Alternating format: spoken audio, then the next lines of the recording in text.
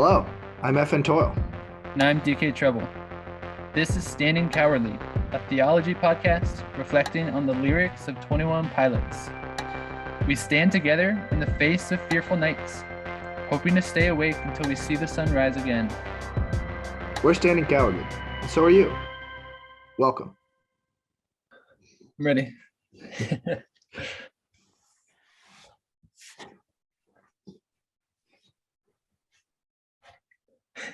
Tell us what we're doing.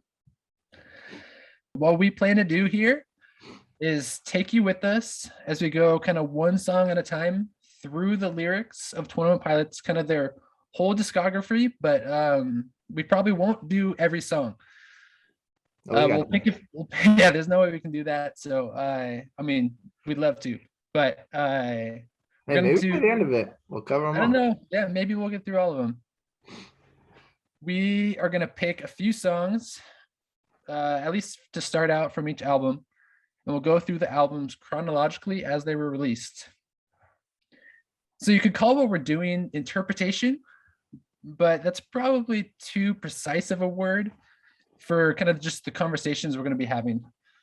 Right? It's going to be more of a reflection, kind of spoofing off of the songs rather than kind of giving some of the, like, this is the meaning of the song. Right.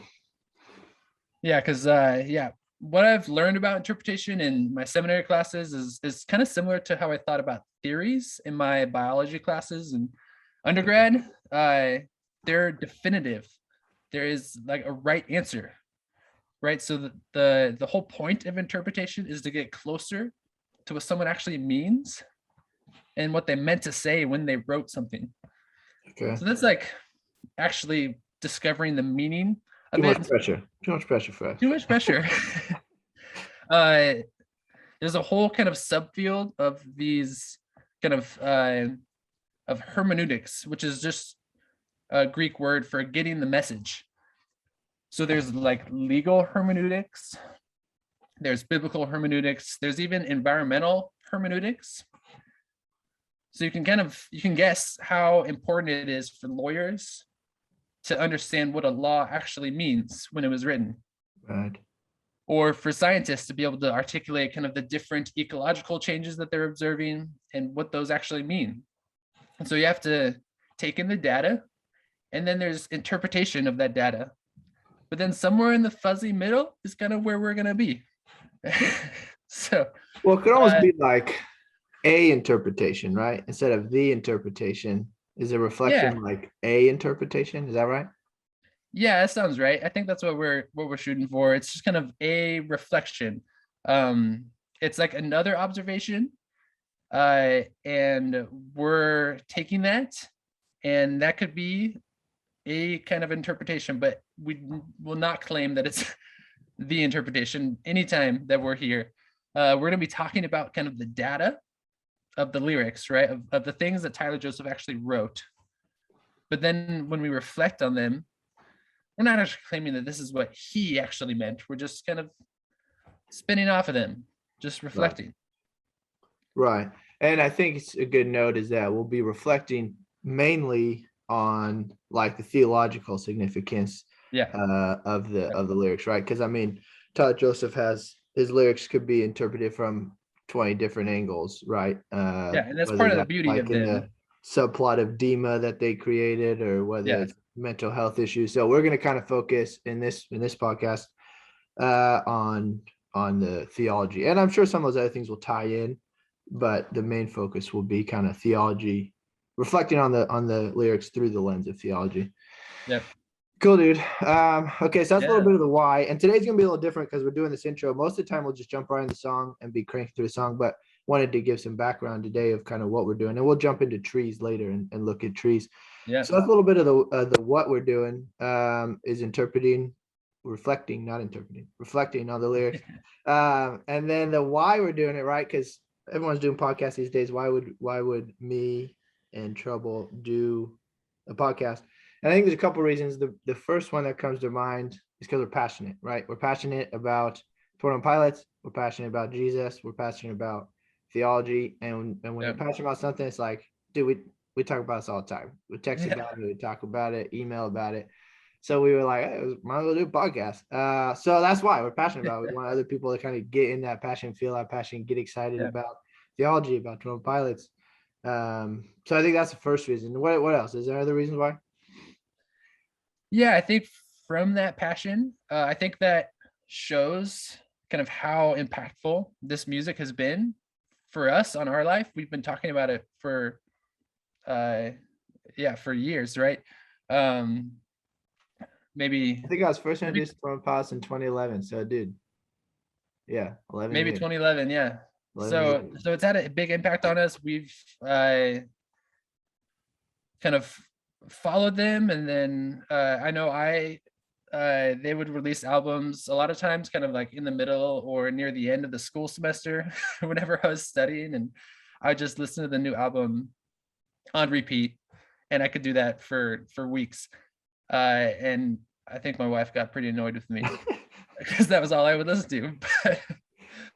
But so it's made an impact on us, but also we want people to experience that for themselves, right? We want people to know the way this music and the lyrics and the beauty of them intersecting with uh, following Jesus, with what it means from the Bible to think about who Jesus is, what the world is like, what people are for. We want people to see that and catch that also. And I know that they've impacted millions, literally millions of people. Right. And if those connections could kind of at least come through a little bit through this podcast, that would be amazing. Right. And hopefully it'll act as like a springboard, right? I mean, we're not gonna be able to cover everything. It would be probably like 20-minute episodes. Yeah. Yeah. But hopefully we sort of scratch the surface of some of the depths, and then causes you to want to jump in more and dive in deeper. Mhm. Yeah. So that's a little bit of the why. And then we talked about the how a little bit already, right? Reflecting Yeah. kind of through the lens of theology. And I think what we want to do too with that is find some way, kind of like Trouble was just saying, find some way to connect it to everyday life, right? Like if we're just talking here for no reason, then what's the point? But if we can connect it kind of to a real day-to-day living, then hopefully the impact will be deeper and the significance will kind of be a little more lasting. Yeah. Like we say in the intro a little bit. Yeah, so I think that the idea is each week or month, or I don't know, we'll see how this goes. We'll talk about basically just one song per episode. And today, we'll probably most of the time go kind of chronological for their discography, but today we're talking about trees. Why are we doing trees? Yep. Yep. I So mean, yeah, usually cool why do thing. trees to start out with? I think there are a lot of good reasons. It's an amazing song. We could start with any song and we would say it's an amazing song, but trees in particular is there are a lot of iconic songs, but it's got a special kind of iconic feel to it because it's the song that they end every concert with. They end it, it's kind of their big push at the end. And we are kind of picking up where they end their concerts together with all their people. Right. And I think it sort of creates we'll jump into it right now, but I think the what trees represents to us, at least, I think kind of creates a good starting point and foundation for the rest of this. Yep. And yeah, I love the imagery of them kind of ending every concert with this. So we'll start whatever we got going here with that. So let's jump in. If you don't have the lyrics in front of you, maybe pull them up on your phone, on your computer, whatever, so you can kind of follow along as we're going. Dude, All right, love this song. You ready? We're jumping in. I'm ready. This song is, yeah, there's a lot in there. Let's go. All right, What do so you see? first thing that I didn't notice until started thinking about this more deeply, and for any of you out there, it's probably like, oh yeah, you're pretty dumb. That's obviously there. But I think why I think it seems to be almost a conversation between God and then some kind of man, right? Yeah. Maybe Adam in the garden, maybe something else. So if that's the case, if it's God and man speaking back and forth, who's speaking first? Yeah. Who's speaking first? Well, we disagreed at first, but we came around. I think, I think God's speaking first, right? I think God is kind Yeah. of calling out, and I think it's specifically it's cool to think about like Adam in the Garden of Eden. At least first, I think is where it kind of starts. And God's calling out, and he knows where Adam is, right? Even after he sinned, he says, Yeah. "Where are you?" But God knows where he is. And silent in the trees. The cool thing about that is I don't know Hebrew, but people smarter than me, including Trouble here, do know Hebrew. And the word used in Genesis 3, or Genesis 1 to 3, I guess, can actually be translated orchard. So the idea of garden could kind of mean orchard too, right? So when Yeah. Adam and Eve are in the Garden of Eden, we can think of that as like the orchard of Eden. Yeah. And it's specifically a stand of trees. So the word kind of in English ends up being garden, but it also means orchard, and it's actually described as an orchard. There's the two trees in the middle, right? The knowledge of good and evil and tree of life. And then it just says there's a bunch of trees with Good fruit for eating. for eating. Yeah. Yeah. So Okay, so there's, see God kind of calling out, silent in the trees. That's yeah. where I am, silent in the trees. And then if that's God, then who do you think that who's speaking back? Is it Adam? Yeah. I kind of was thinking when I was reflecting on this song and going back to it, I had the image of Jesus actually mostly in my mind. I think Adam makes a lot of sense.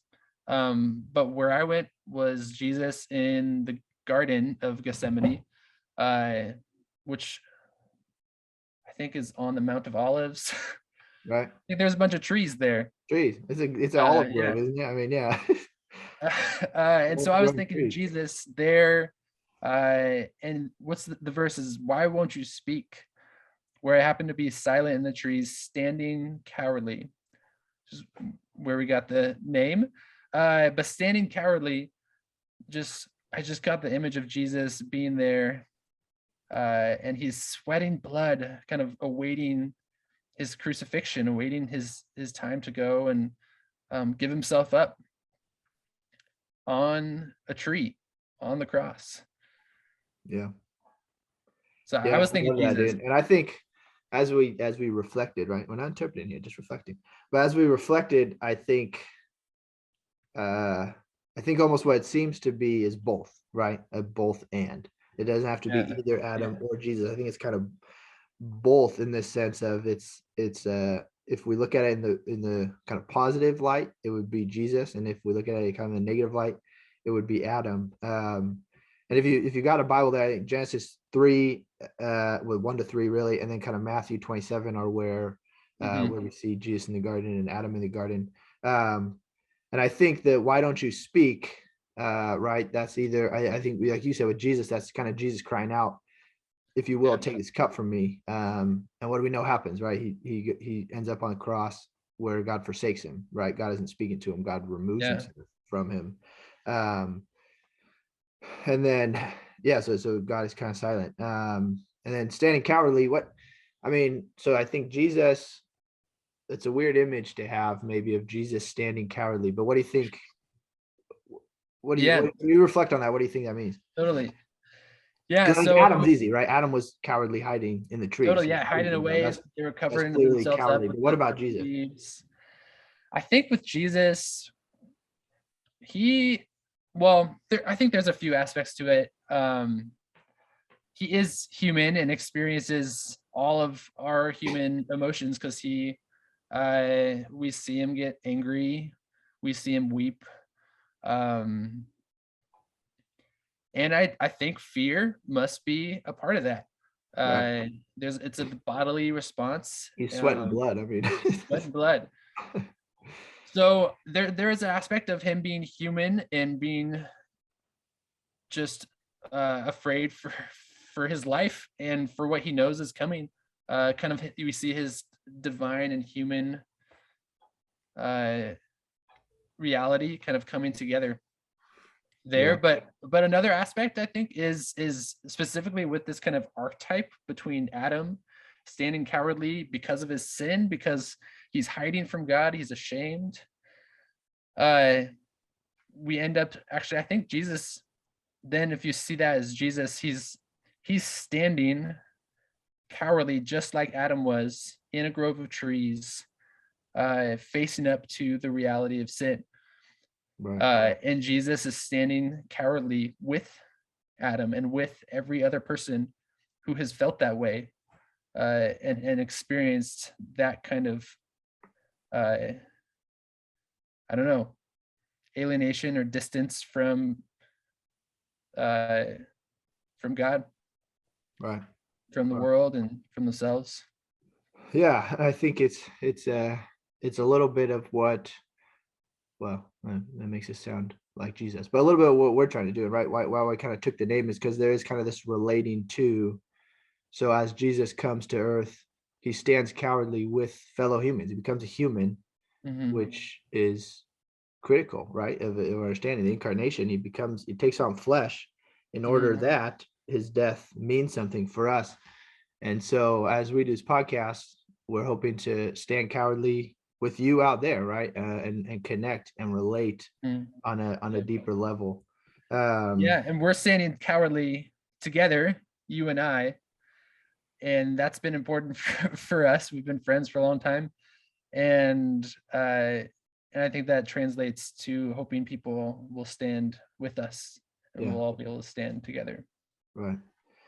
Okay, so then what about the little bridge, I guess the chorus, I don't know Tag, the music I in don't there. know. Tag, yeah. It says, I can feel your breath, I can feel my death.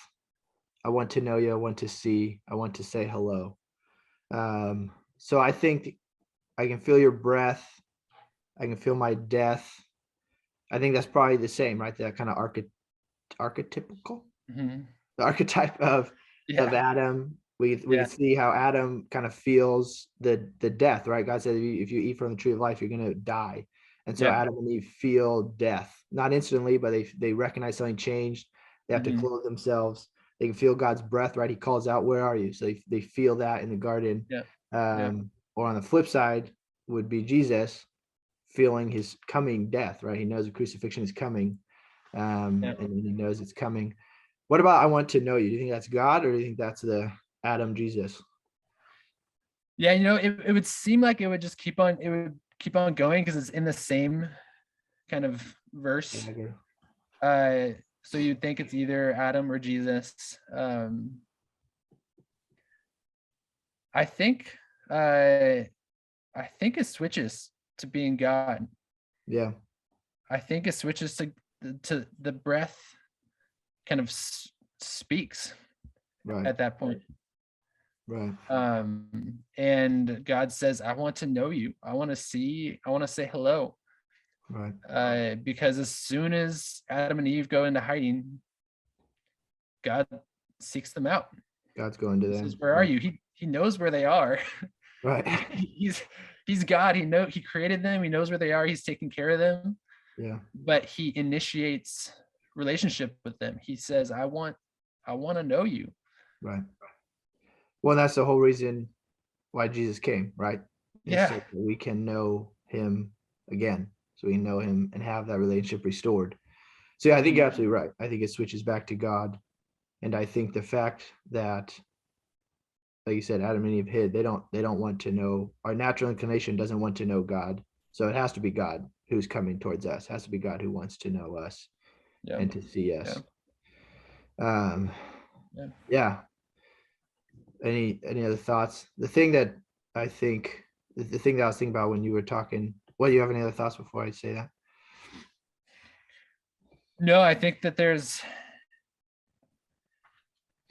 I think on the part of us feeling our breath, or feeling God's breath on us and feeling our death, uh, and the fact that this happens in standing in the middle of trees, standing in the trees, uh, there's this kind of archetype of big of uh, crucial decisions, almost literally crucial, but Yeah. crucial decisions that happen with the trees, and specifically in the garden, it's set up as the trees, right? The tree of life and the tree of knowledge of good and evil. Right. So even this knowledge part can come in as an expression of, we want to know everything. We want to have control of our lives apart from God. And so there is this standing cowardly that Adam and Eve end up doing, and that humans have done ever since, that we want to stand apart. We want to stand alone, away from God, and kind of know everything by ourselves and figure it out on our own. But those two trees, while those are kind of symbols in the garden, always kind of come in front of us as decisions. Are gonna choose the tree of life and receive from God's life, or are you gonna choose your own way, kind of apart from God? Right. So the Bible Project has just a really cool way of talking about these trees of decision that we all face. And I think the human experience is to face trees of decision. And that's what ended up leading Jesus to this decision point. And he chose to be hung on a tree. So I think that was one resource I was thinking of that just has been phenomenal for me. The Bible Project, they have a video on trees. When they have like a 10-part podcast too on trees of Yeah. life. And dude, that's exactly where I was going to go. So look at this, we're already killing this podcast thing. That's exactly what I was thinking. Yeah, is going toward talking about that choice, because I think that is what in the song, right? We said it could be an archetype, either kind of positive or negative. And I think the distinction is what we do with that choice, right? So Adam had the choice to kind of go God's way and walk past the tree of knowledge of good and evil to the tree of life, or go his way and take from the tree of knowledge. And then that's from the Bible Project. They talk about how the tree of life was in the middle. So to get there, you had to walk past the other tree, right? And so they had to make that decision. And so Adam fails in that decision. And then Christ comes as the second Adam, standing cowardly like Adam. But then what does he say in the garden, right? He says, not my will, but yours be done. So he makes the right decision of choosing God's way. And there's a great quote from, I'm just going to read it here, from God of All Things. It's a great book by Andrew Wilson. And it says, the human story has been a long and often disastrous sense of attempts to get back to the garden. It is the Garden of Eden, right relationship with God, get back to that. It is fitting then, as well as glorious beyond words, that our access back into the garden with all the abundance and presence and love that goes with it was secured in two gardens. The first, which we know is the Garden of Gethsemane, so that's where Jesus makes the right call, reversed the decision of Eden, replacing Adam's not your will but mine with Christ's not my will but yours. And then the second garden, right, is as Jesus stepped out of the tomb a couple of days later, reversed the consequences of Eden. And I love that. Because I think, and that's kind of where we want to end today, right? Is leaving. That's how we're connecting this to real life. Is we still have that choice today, right? Are we going to say not God's will but mine? Or are we going to say not my will but God's? And I think that's what that's what we see in the song. Is kind of as we're standing cowardly together, united, are we going to be choosing? What are we going to be choosing? What's the choice in front of us? Is the tree of life, the fullness of Christ and his joy and his goodness, or the tree of knowledge of good and evil, right? Death. Man. And knowing the whole time that God is after us, that he wants us, that he's coming towards us. I think the song ends with the tag screaming hello over and over and over for a reason. I think that's actually good to point out, right? Because the first part of that verse is, why won't you speak? But that's, I think, from man's perspective, right? God is speaking. He's screaming hello as loud as he can. We have to have ears to hear that. Because like the song says, and like the Bible makes clear, is God is, he wants to know us, he wants to see us, and he's screaming hello as loud as he can. So you can say hello back. All right. Anything else? What do you think? That's it. I think it was good. I think it was good. So most of the time it'll probably be a little longer on the lyric section. We won't do an intro every time, obviously, because then it wouldn't be an intro. So that's just a quick overview of trees, quick overview of who we are. Mhm. Closing thoughts. Nope, no closing thoughts. I loved going through the song with you.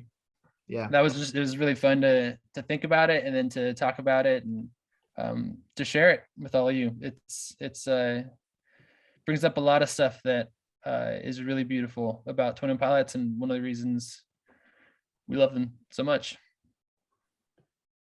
We're standing here cowardly with masks on and talking to In the you. garage. And yeah. All right, we're FN Toil and DK Trouble, reminding you all out there to stay awake. And stand cowardly. See you next time. I guess it should be. All right. Our theme music is by Tyler Curtis, editing by Cheeky Weeky Productions, and artwork by Grace and Yellow.